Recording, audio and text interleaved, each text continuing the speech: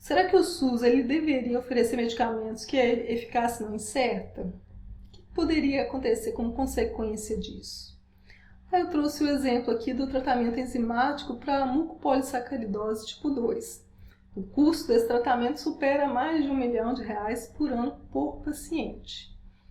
Então, lá através do Centro Cochrane do Brasil, foi produzida uma revisão sistemática pela doutora Edna, uma grande colaboradora da Cochrane no Brasil, que fez essa revisão sistemática. E o que ela encontrou? Apenas um ensaio clínico para responder essa dúvida, né, sobre a efetividade desse tratamento enzimático na mucopolissacaridose. E esse ensaio clínico, o único desfecho que ele demonstrou algum grau de efetividade foi em relação ao teste de caminhada de 6 minutos. Então, esse teste ele mede qual a distância que o paciente consegue percorrer caminhando durante 6 minutos num percurso conhecido. E aí, as crianças que participaram do estudo, no início, elas conseguiam caminhar em média 400 metros, após 53 semanas da intervenção com o tratamento enzimático, elas passaram a caminhar 440 metros.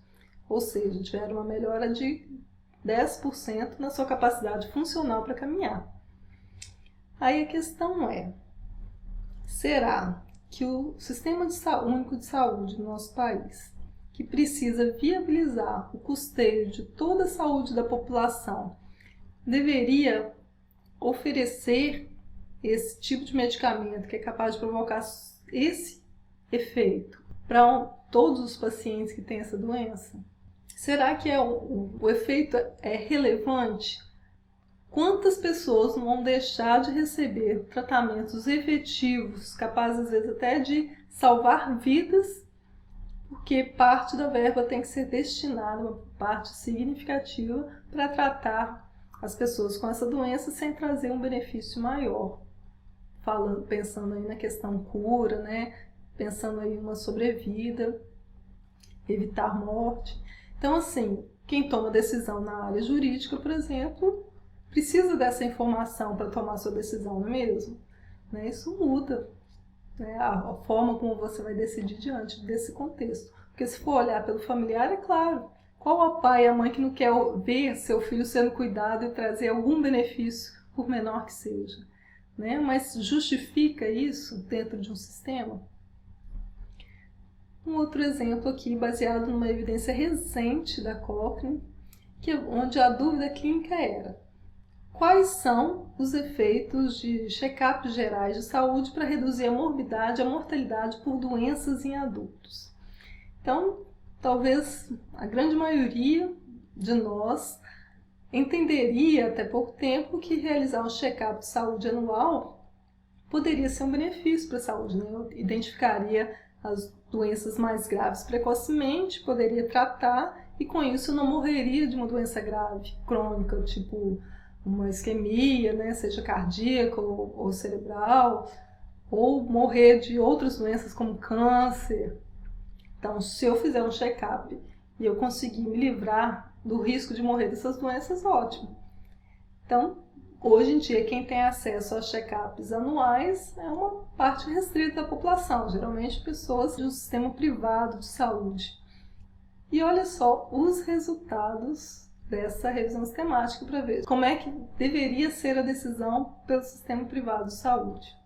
Então, essa revisão mostrou, baseada em evidências de alta a moderada qualidade, isso vindo lá da tabela do GRADE, ou seja, dificilmente esse resultado vai mudar, ainda que se inclua novos estudos. É isso que essa resposta do GRADE nos fala. E a resposta clínica aqui, a triagem de mais de uma doença ou fator de risco por meio de exames, não afeta a mortalidade por qualquer causa, nem por causas cardiovasculares ou câncer, assim como não afeta as taxas de doenças cardíacas isquêmicas ou AVC, em um período de acompanhamento de 4 a 30 anos. E os exames regulares de saúde não tiveram impacto aparente também nas hospitalizações, ou seja, se você ficar fazendo check-up, isso não significa que você vai ter que ser hospitalizado menos ou mais. Justifica fazer check-up? Não, né? Isso não vai trazer um benefício maior para a saúde da população. E qual que é o impacto disso para um sistema privado?